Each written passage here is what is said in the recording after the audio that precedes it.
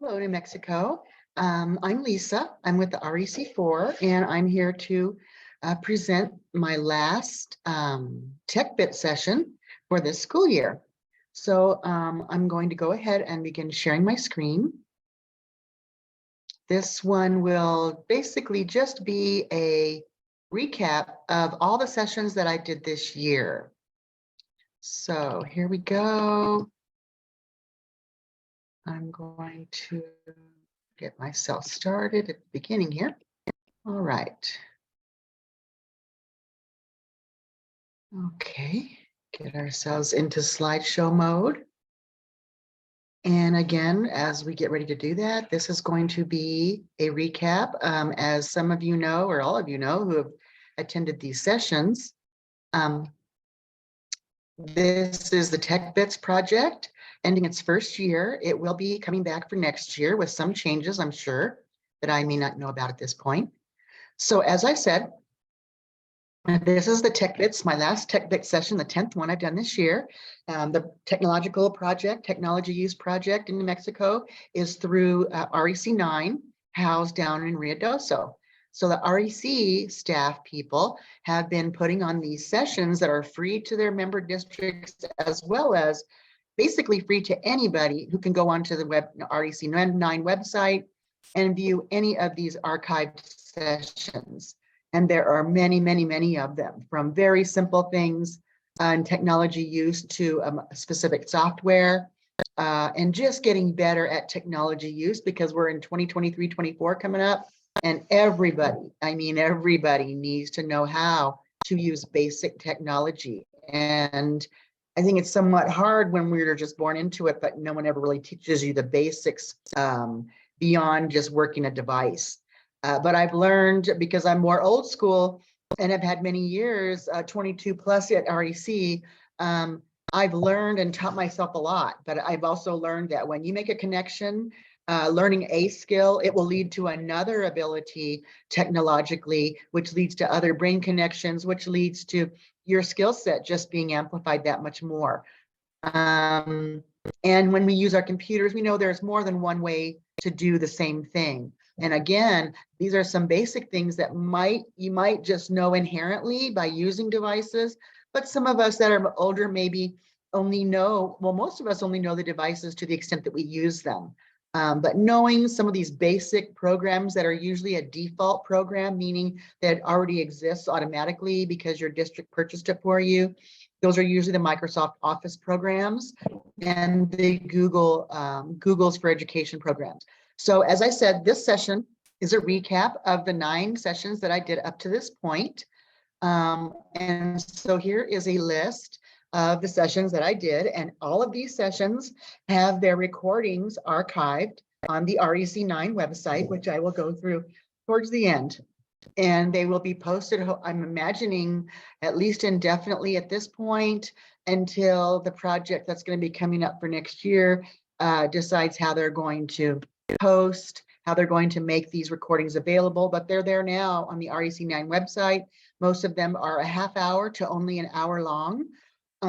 They can be viewed anytime. So there's really no excuse or reason why any educator who needs to be continuing their abilities, continuing to develop their abilities, there's really no reason why we as professionals can't find some period of time where we can log into that website and passively view these sessions, among others. So as I said, this session is a recap. So I'm going to review just some slides from each of the sessions on the topics that I covered, so that hopefully it'll wet your whistle for wanting to at least go to the archive sessions and view them from this year, or make sure that you bookmark and save the dates for any of the technology sessions through this project that are going to be coming up for the next school year. So when I did the sessions 1, I believe it's sessions 1 through 9, I worked on formatting picture files. I use a lot of picture files in my presentations because I'm a consultant and trainer, and know that all of us, especially myself, am a visual learner. And research tells us that we learn so much more quickly and retain information better if we can have visuals attached to whatever it is that we are learning or doing. So when I covered this topic in session 1 and in session 9, I talked about, for example, using a picture that you might take from your cell phone and how you could send it to yourself, save it onto your desktop as a picture, and then how you will need to resize that picture if you're going to use it in a flyer or a greeting card or an invitation or anything that you might use pictures in on a hard copy or even something digital like a PowerPoint presentation. So I went through all the steps, which I can't really do now, but went through all the steps. And this is just one of the slides that talked about once you have a picture that you send to yourself or email to yourself from your cell phone, you could right click on that picture, you edit it, and then you can resize it for use. And when I say resize, I talked about it not necessarily resizing it in terms of the size that it looks like on your screen. It's resizing it in terms of the bit size or the digital size of the file. So we talked a lot about that in these sessions, a lot about how if you change the file size and then use it, say, in a presentation, you want to be careful because if you made it too small, then when you put it in a flyer or a presentation of some sort and then try to resize it on the screen, it may become fuzzy or look kind of pixelated, as we say. So in those trainings, what I think probably the most fascinating highlight on this particular session that I did was showing people what a picture looked like size-wise when I just directly send it to my email and then saved it onto my desktop or just saved it onto my file before saving it. So you can see from the slide, it went from almost 5,900 kilobytes down to 372 kilobytes, which makes it extremely usable and extremely easy to email, easy to put into documents, easy. It's a smaller file, so it makes it usable. If you were trying to use, if you sent yourself, for example, a picture from your phone to your email, and then you wanted to send it to your grandma's email, for example, because she didn't have a cell phone, or for whatever reason, you're going to send it to an email. You're going to open that email, click on the picture, and then all you can see is the sky, or all you can see is the corner of the ceiling in a huge picture. Well, that's not going to email well. It's not going to copy well because it's too large of a file. So it requires resizing it. And if you were to send that same picture after you resize it in an email and then click on that attachment, that picture will be viewable to you in full because you've resized it and you've made it more manageable to use.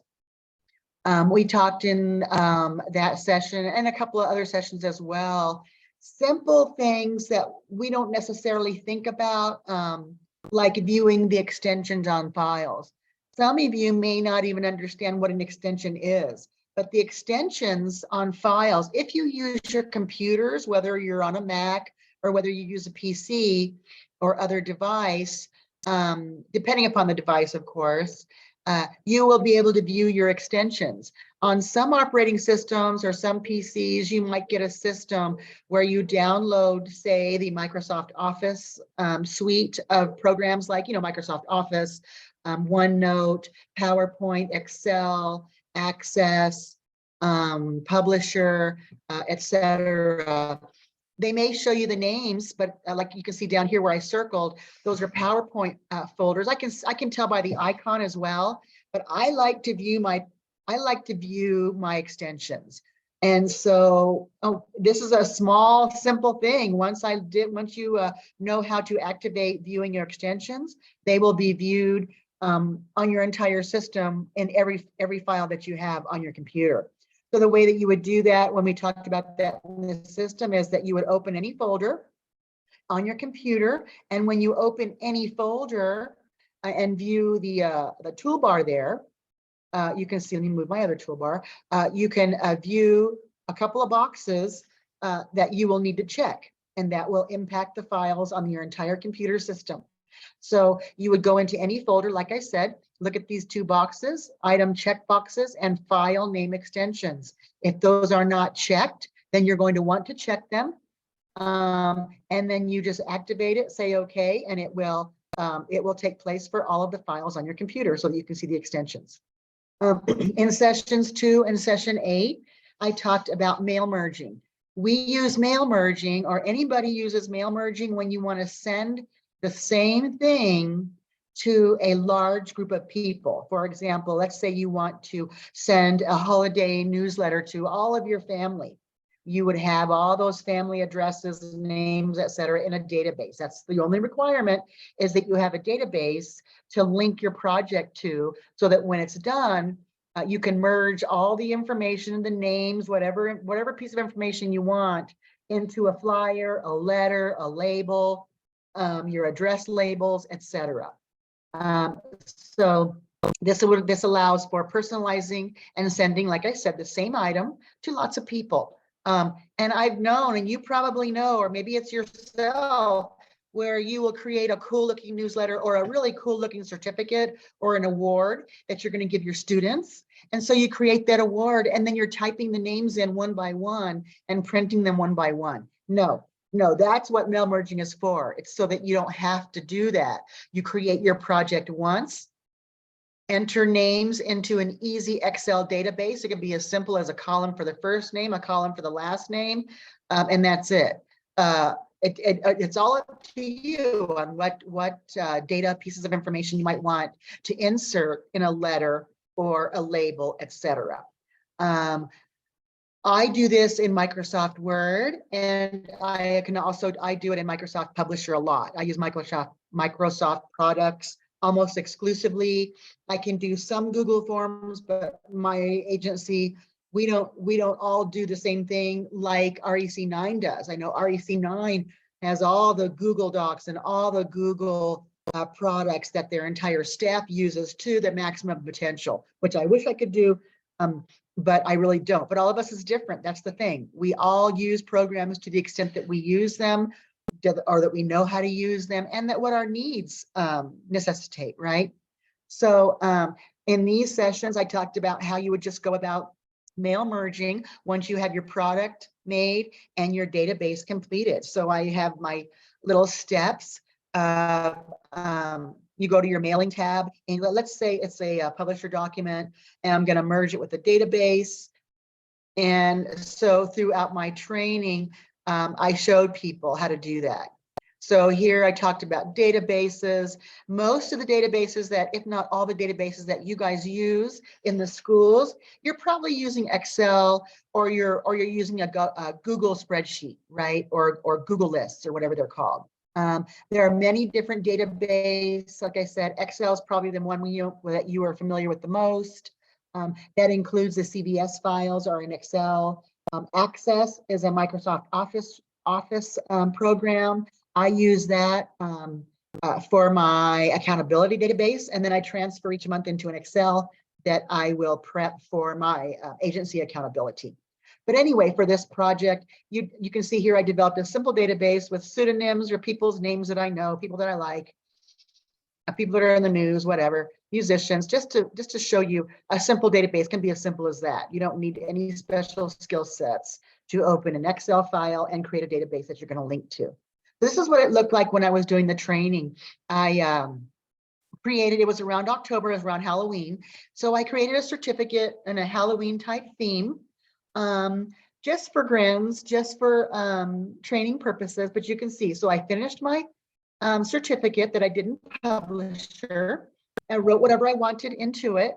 And then you can see I've circled here the areas where I inserted the personal information from the database. So you can insert names, full names, district names, whatever, scores, numbers, grade, whatever you want onto the certificates, as long as that field is going to be in your database. So you can see here on this picture, on this screenshot that I took, or the snippet that I took, you can see I circled down at the bottom. It shows on that picture that I have, I'm looking at the first one of 48 documents, which meant I had 48 names in a database. And then you can click through each one to make sure that the names are spelled right, that capitalization is correct, spacing is correct. And trust me, even if you think you've made it correctly in your simple database, almost every time I will go through every single name in a database to make sure it's correct, and I find mistakes. So then that way I can close the document, go back into the database, fix it, save it, relink it, and then double check to make sure it's correct. Because you're always going to make sure that you want to look at your product to make sure that everything is happening the way it's supposed to be happening, because you're the one in control, not the computer. And it shouldn't be as scary to you. Once you learn more of these things and learn your operating system, whether it's a Mac or whether it's a PC, and I admit I'm a PC girl, not a Mac girl. Hopefully one day I'll get proficient at both, but I'm a creature of habit like a lot of us, and I like what I like. This is just a sample of a Halloween newsletter that I did. I went online, found the cool looking graphic, I snipped it or saved the picture file, edit it to the size that I wanted it, and put it in this document. And then I inserted a text box, changed the fonts, and I made it look kind of cool for a newsletter. And you can see I'm circling there the data point. I'm only having one data field in this particular letter because I'm sending it to families, right? In my pseudo example. So you would be the exact same thing for flyer, an award, a newsletter, a business letter, labels, badges, all kinds of things. So here's another example of a letter. When I was doing child find screenings years ago in the early 2000s, I would send a letter to the families giving them information about their children's development as results. And then I would also do requests for donations. So I would maybe do a letter, develop a database in Excel with all the different agencies in my local town where I thought I would like to go and ask for donations, Walmart, Safeway, Lowe's grocery store, maybe a hardware store, maybe a dollar store. You're wanting to get some, freebies. And so I developed a form letter, same exact process. Have your database and you're going to link it and make sure your database has the fields that you need. This is another example of me getting ready to print some holiday labels. So I have a family database that I created years ago after I got really after I learned all this, and then I realized, hey, I don't have to be handwriting all the addresses for all my family and friends to send my holiday letter to. So I can create a database one time, type them in one time, and it's a lot. If I had how many people, 70, 80 people you want to send cards to, graduation announcements, wedding announcements, etc. So you might have a family database. This shows you that when I'm ready to print it, I would open up my project, go to mail merge, and I attached with the particular database. And in order to do pages of different names, I would just select the multiple pages per sheet option, and then I would print them. Here you can see this is an example of a sheet of labels where you might want the same exact label on the entire sheet or the entire file. It's all the same. So you would go to that same selection box, and instead of doing like the last one here, multiple pages per sheet, you can see I'm going to click to the next slide, and you would click multiple copies per sheet because it's copying the information into each label. You can see here multiple pages, again, as opposed to multiple sheets. Copies, pages, copies, when it's going to be the same on each label. Multiple pages, that's the selection when there's different names, like for badges. I coordinate the registration process for the Assistive Technology Conference that the Governor's Commission on Disability New Mexico Technology Assistance Program conducts every year. And so this is just an example showing you how I link to the database of registrants so that I can prepare their name badges for the conference. So on these sessions, switching gears, these topics were from sessions 3 and 4, where I covered creating digital forms and templates, meaning things that you want to enter into digitally and then be able to save them and then send them to the operative people, your administrator, your boss, sending things out to students, maybe a questionnaire to students or parents, those type of things. So this topic went into detail about doing that. And I know a lot of us wish, I mean, many times I'm still getting forms now, like for conferences or for example, I mean, unfortunately, I lost everything the Hermit's Peak fire a year ago. And so I'm in the process of all the FEMA paperwork and the natural resources people, you know, it's just ridiculous amount of paperwork. And I even came across a form where I couldn't even fill it in. It was a PDF form. I couldn't even fill it in electronically. I would have had to print it out, fill it out, scan it, send it back. So even big agencies aren't on top of the digital thing, but you could be. So I'm going to go through just quickly how digital forms, you need to have a template basically of your form so that you can send it out to people. So you'll create a digital form and then you'll save it as a template. So you will have the form in basically a Word document, and then you will save it as a Word template. That way, when you send it to people, they will click on the template and it will create a clean document for them. So that you're not having to copy things over and over again. It saves trees, etc. So the only stipulation when you're creating digital forms is that you need to have the developer tab, as you can see right here, on your program, your Word program. It's a very easy thing to do. Again, it's just a few steps that you need to know how to do. So when you would go into having the developer tab allows you to see this particular toolbox. That toolbox and the developer tab would not be available to you as a default program, but it doesn't cost any more or anything to be able to get this developer tab and to be able to make digital forms. You just have to know how to do that. The small circle there is basically a text box and a checkbox. Those are basically the only tools that I really use when I'm doing forms. And so it's pretty simple for me now. It's pretty much automatic when I'm making a form because I only use text boxes for people to fill in information or check boxes for them to check certain options when I'm asking questions. And then when you do your digital forms, it allows you to restrict the editing so no one can change it. And you can select your choices for only allowing people to fill in the form. And then I'm going to enforce protections and I'm going to lock the form. I can either do a password or not. I usually just go enter, and okay, because nobody's going to really need passwords. I don't need passwords. And so then I go through each of the steps when I'm doing the training for inserting fields and checkboxes and what you would do to save the form and then to save it as a template for sharing. You can see on this slide, after I save it as a template, we in the training go through the difference in icons between a template and a regular file. So you can see in this particular session, I'm showing people that when you see here a Word icon that has the bar over it, you can see that it's a template. And then when you look at the extension, you can see that it's not a .doc, it's a .docx,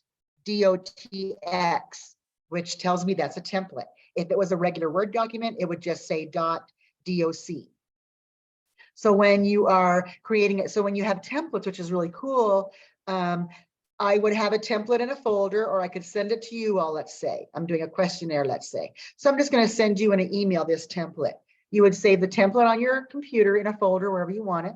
And then when you double click on that template, it creates a clean document of that template. And you can see where my arrow is pointing and it's circled. When you click the template, it's no longer the name of the template. It's now a document. It's now a clean form that has yet to be renamed. So that keeps your template in your folder. And now you have the actual document of that form in front of you so that you can fill it out, tab through all the text boxes and check boxes, complete the form. And then once you complete the form, you would save it, save as, and then save it in your folder. These are some samples that I shared in these particular sessions, examples of forms that I created myself for either state use or local use, or lots of things that people are using that are digital forms and that I sent to people as templates. Now, of course, you could also always print those out as a hard copy and check them, but why would you? So anyway, this was a forum for getting information from general ed staff and everyone who is participating in the development of IEPs. This is a sample of a getting to know you questionnaire that you might want to give to your parents or families or students. Basically just text boxes and check boxes. This is a form for Head Start that I was working with West Las Vegas Head Start, as she wanted to create a form so that they could help control the numbers of referrals for evaluations and get more information from teachers who are making referrals so that they can have more information and accountability as to what teachers are actually doing, what goals are they targeting, what have they done, etc. So that's a form I developed for them. This is one that I found online related to the MLSS process. But again, you can see it's got just text fields that will grow as you type, and then text fields in the particular columns asking for information when you're developing a form on a student for MLSS supports and progress monitoring. Basic, very, very simple form. This was our office leave form for the longest time. And I think some of us, there's people in my office are still using the hard copy one. They'll print it out, half a sheet size, and then fill it out for their leave form and then submit it to our business office. But when the pandemic happened and we weren't there, I created the same leave form, only I created a digital form. And that's what I use every month if I need to submit a leave form of some kind. I mean, I have a signature picture file that I put in the signature part, and then I can save it for the date, and then I can send it to my business office every month. I talked about PDF forms before. You can have a PDF form, for example, here's the one that I created for the Getting to Know You questionnaire. And you can see, if you look up the top, it is a PDF form.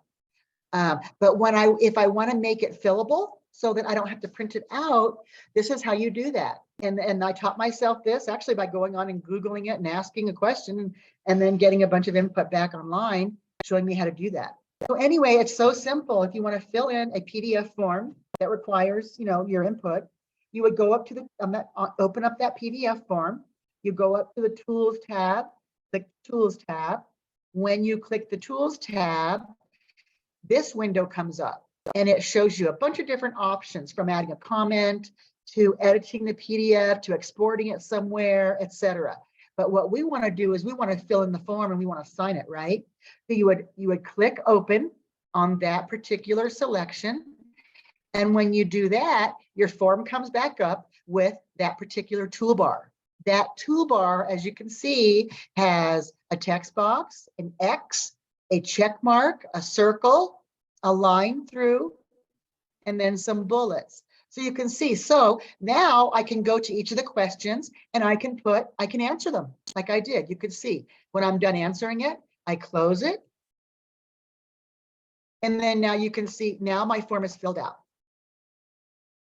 So here, and then when I do my trainings, I will usually do a recap, saving the form as a PDF. Then you open it again, go to your Tools tab, open the Fill and Sign application. You fill in your form, you close the toolbar. You go to File, Save As, choose the folder you want to save it in, and give it the name that you want it to have. And then there you go. You've got your form that you can send to your boss, send to your national organization, whatever it is that's asking for your input on a PDF form. On session 5, I covered using the snipping tool. This relates to picture files as well, but it allows you, in addition to doing like we all have the PRT-SC button on our keyboards, which means print screen. Every time all you do when you, like if I'm looking at my computer screen, I want to print this screen, I just push the key that says PRT, capital SC, and then I open up a publisher document or anything else, and then I paste it. It's already holding. Once you just click that button, it grabs the screen and it's holding it. So all you have to do is open up a paper, a publisher, PowerPoint, whatever it is, and then right-click V or right-click V or Control V for paste, and it pastes that picture file into your document. Same is true for the snippet tool. All of our computers have a snippet tool as a default tool. I did not know this. Like I said, we use our systems to the extent that we use them, right? Or we understand them, or that the tools that we need. Excuse me. But I learned this and I love it. I use the snipping tool more than I even use saving images. And so you can see on my bottom toolbar there, I have a bunch of lined up all the programs that I use daily. And so what I did is I went into my programs here and showed you, I went to find my snippet. So you can see where it says the snip and sketch tool. And when I right clicked on that snip and sketch tool, I got some options. I could pin it or unpin it to my start menu. So you can see I already have it pinned to my start menu, or you can right click and start to take a snippet immediately, or just in a few seconds or 10 seconds. So you have choices where you can actually grab. So you're going to use your cursor, your mouse, I'm sorry, use your mouse and then hold down your index finger and grab whatever it is you want to snip into a picture. So you can see here, there's the snippet tool down there on my start menu because I use it a lot. So if you didn't already know this, and some people don't, because again, if we're born into the digital world, or if you don't know anything different, you might not know the simple applications. We just automatically use them. But when you left click or the click on your mouse with your index finger, you can only select. You can't do anything other than pick things and select things. If you right click on things, you hover over something and right click on it, you will have applications or choices to copy, move it, delete it, etc. So that's just a little FYI. So a tip when we're talking about snippets, when you go to whatever it is, let's say you're shopping for shoes or something, and you're online on your computer and you see a pair of shoes you like. So you want to snip that picture and put it into a publisher document or put it into a Word document just to save it. Or you're wanting to print something just to see what it looks like and print it out. So you would click the snipping tool, select new. When you click the snipping tool, and I'll show you, you click new, hold it down, your index finger, and you drag to capture whatever it is you want. And then you copy it into your project or you save it as a picture. I like JPEGs. There are lots of different picture files, but you can choose what you want. But we went into this during that session. And when you do this, your project that you want to put your pictures into, or the snippets, which are all picture files of some sort, it can be anything. You can copy them into publisher documents, Google Docs, Google Slides, PowerPoint presentations, other compatible application programs, posters, flyers, signs, awards, certificates, invitations, collages, greeting cards, teaching materials, anything and everything that you can put a picture into and make a hard copy from. So as I was saying, I'm showing you samples. This is a sample where I used a snippet tool as well as picture files. So on this one, this was this last year, actually it's for this upcoming year, employee calendar. So I use several programs. I use Excel to find the year's month in 12 months respectively. And I go into Excel and I will color the days that I want, holidays, etc. that you want, format it with the colors and the highlighting and everything that I want. And then I use my snippet tool when I have that calendar in Excel showing me just like it is there, but I snip the 12 months as a picture. I just grab the 12 months from the Excel file and then I save it as a picture. And then I copy it, this calendar, the whole calendar itself I made in Publisher. So I snip the 12 months from Excel after I'm done with it, cut and paste it into this Publisher document, cut and paste our REC logos, I entered a table or a Word text box to put in the black and white July 23, June 24. Same thing with our title with the key down at the bottom. I think I did that in Word and inserted a table to do the key. And then what I did, and then I cut and pasted that table into the Publisher document and then saved everything in PDF. So it's really cool and it's not hard. Here's another sample. When I use a lot of emojis, not emojis, a lot of Bitmojis in my presentations when I do trainings. And most of you know what Bitmojis are. They're really fun. You get them from your friends, I'm sure, on your cell phones. But I will go into Bitmoji on my cell phone. find ones that I want, and I will just send them. You can see the black one there with all the little applications at the bottom. That's how it looks when I'm looking at it on my phone. So then I will save it or send it to my email. And when I send it to my email, it looks like this black and white picture here. And then I cut and paste it onto a publisher document, and then I crop it, take all that black stuff away, and then you can see to the right here. Now I just have my Bitmoji of myself pointing, and then a few other ones that I did the same thing with, and now I can save them as JPEGs, and then I can cut and paste them into all kinds of different things. Excuse me. This is a snippet or a print screen that I use for my trainings when I'm doing these tech trainings, so I can show people the different steps and the paths. This is, I think I cut and pasted the pictures, or I might go into a Google image and go search for clip art, go into Google or whatever browser you use, searching for pictures on whatever. And so maybe instead of saving the picture sometimes, I'll just grab it with a snipping tool. I'll just grab it, cut and paste it, save it as a picture, and then I can put borders around it, make them black and white, whatever I want. This particular is in Publisher, many pages of Publisher, but these are little cards that I can put in a visual schedule so that kids know what's happening. This is a snippet that I took of an example. Visual schedule can be anything, a visual schedule can be anything, words on a chalkboard that just give you and your people something to look at so we know what's happening. And I just took that online just from a snippet. Did this too when I was teaching a session on toolbars and personalizing your toolbars. And then I took a snippet. I just grabbed it in using the snipping tool, cut and pasted it into my PowerPoint, and then I could use it. In Publisher, like I said, this was starting another session.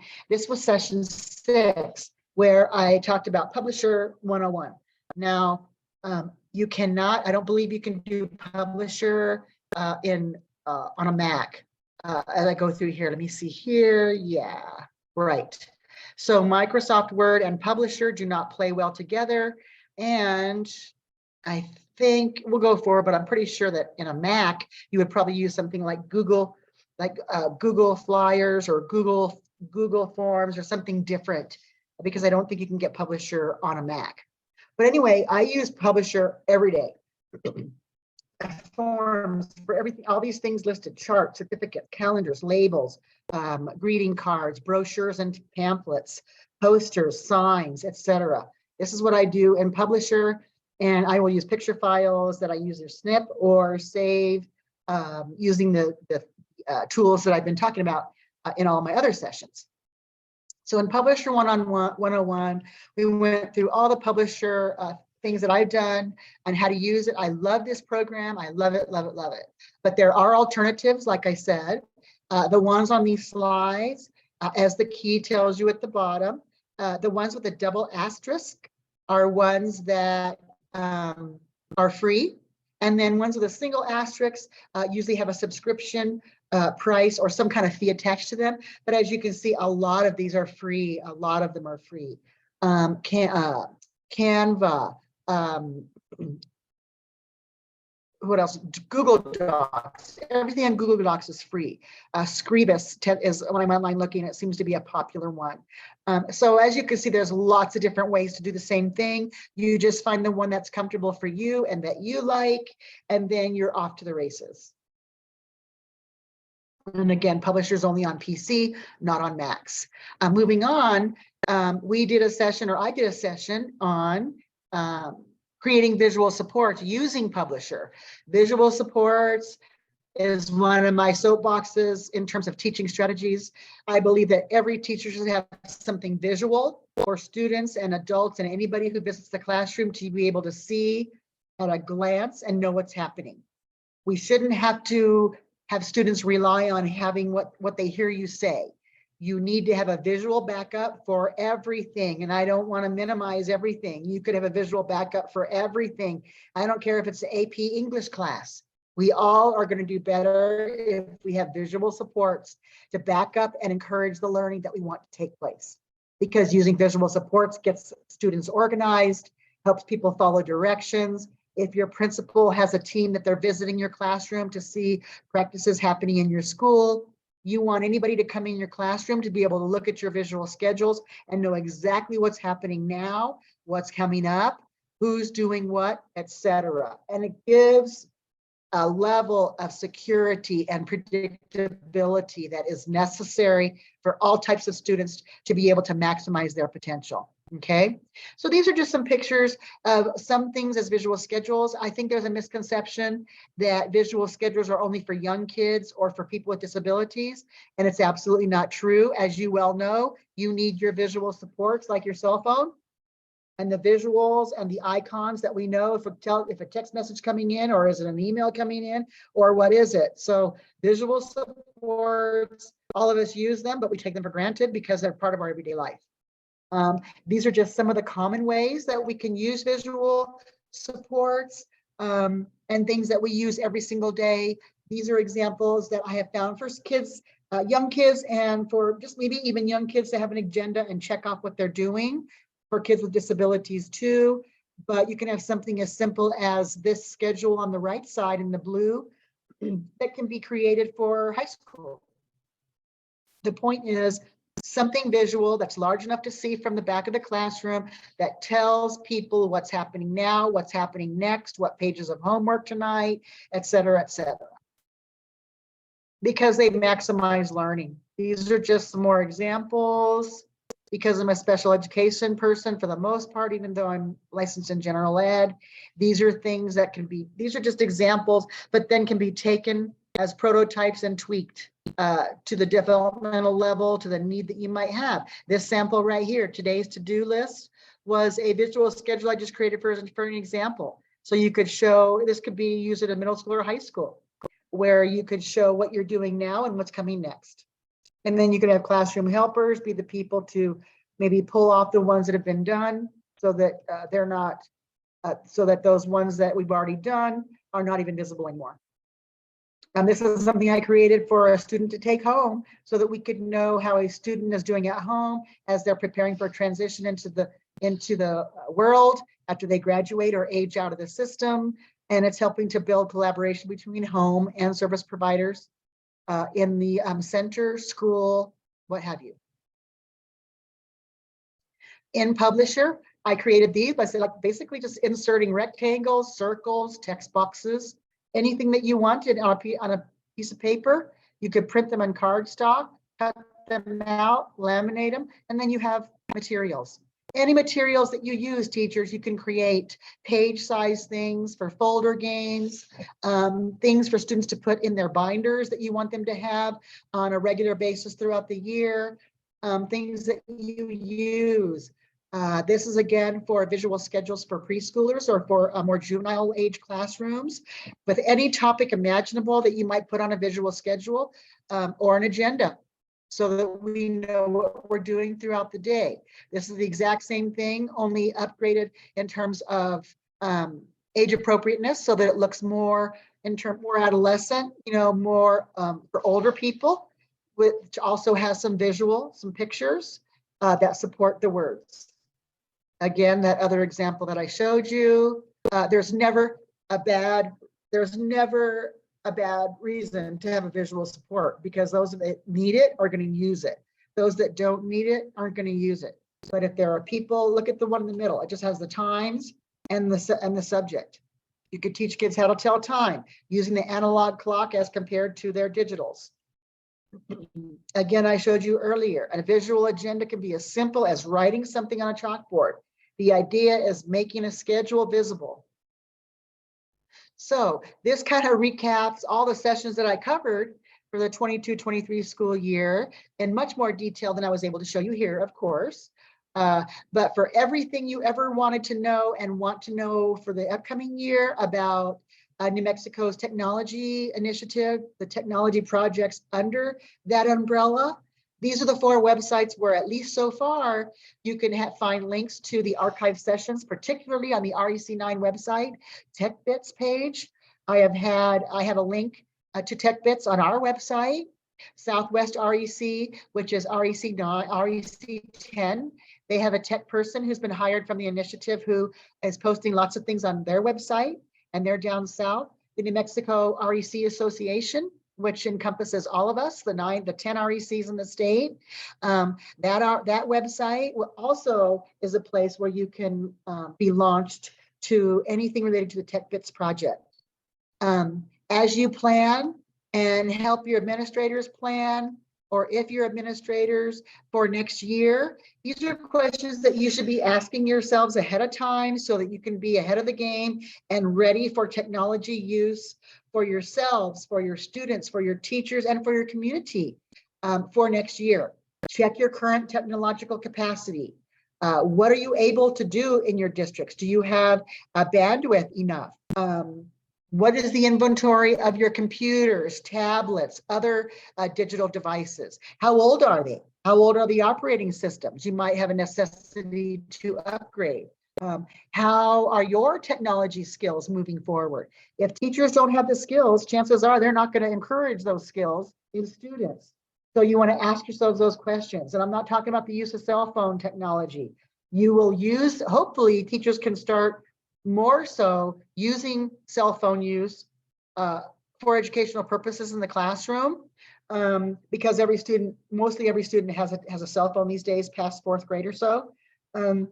There are great ways to use cell phones in the classroom as opposed to just prohibiting the use in the classroom. You can use the use, maximize that opportunity. A key question is, do you have an IT person on your staff? Do you know what IT stands for? And I kind of have a little, oops, because I think we use those terms, but some people might not even know what that means, if that means information technology. But if you don't have an IT person on staff, then chances are your technology is not as good as it could be in terms of the operationalness of your devices, the troubleshooting ability when you're having problems, etc. Are you able to troubleshoot yourself? I find most teachers in the classroom do not know how to troubleshoot themselves. And that's not unusual, that's okay, which necessitates the need to have an IT person on staff. One thing you can think about is schedule ahead of time some technological trainings on your in-service days. I know you get loaded down with in-service days that have to be filled up with mandatory things, but use technological mandated trainings for your collaboration groups maybe once a month, for your PLCs maybe once a month, focus on technology, and maybe launch to an archived session on a topic of technological use that you want to learn about, and use that during a PLC. Because the archive sessions offer flexible viewing opportunities because they're recorded and they're archived on those sites. And one thing we want you to know too and think about for next year is that all of these trainings are free. They are accessible not just to your schools, but tell your PTAs, tell your parents, tell your students' friends, tell their families to log into the REC9 website and go look at these sessions, you guys. They're so cool, and you can watch them from the privacy of your home, your classroom, your car, etc. So just to recap as I end my session here today, you want to remember that TechBits is continuing for the 2023-24 school year. It will be managed again by REC9, that's down south in Ruidoso, but they cover the entire state. Please spread the word to those that I mentioned earlier, to anybody who is interested in learning computer skills. These are free to everyone who views them. Parents, community members, students, families, anybody who's interested in building their community, their capacity. And if you're an educator, it's a requirement. It really should be seen as an essential requirement. As I said, they're recorded and archived. Hopefully, from what I've heard, we won't know until the fiscal year starts and planning is undergoing for next year, but I'm not part of those conversations because I don't belong to that particular REC, but I will be informed of how the TechBits project is going to look for the 23-24 school year.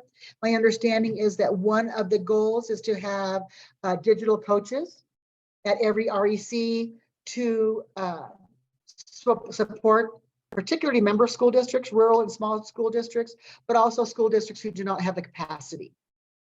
And that's going to be huge to get real digitally trained people to be digital learning coaches at every one of the 10 RECs in the state. Because as I'm saying all the time, digital skills are essential skills. And I'm always stunned, even at my age, I'm stunned at the numbers of teachers who do not have technology skills. So they're essential, people. So please take the time to play on your devices, to teach yourself new things. Google questions if you don't know something. It's so easy to find your answers, and just play and practice. Because at the end of the day, you and your students are going to be better for all of it. So stay tuned for the coming year to see what's happening. REC 9 is going to be the first place to go for the technology information and what's going to be happening in the upcoming year. Here's my contact information. If anybody is interested in contacting me, I will be around, I believe, for this coming year as well. So I want to thank you all for watching this session. If anybody does watch it, I hope someone does. If not, I hope to see some of you at the sessions next year. Even if I don't see you, I hope you take advantage of these free opportunities that are linked and archived for your benefit. So thank you all for coming, and I'm going to stop my share and stop the recording. And I will see you all soon. Take good care, everyone. Have a great summer, and I hope to see you all for the 2023-24 school year. Thanks, everyone. Bye-bye.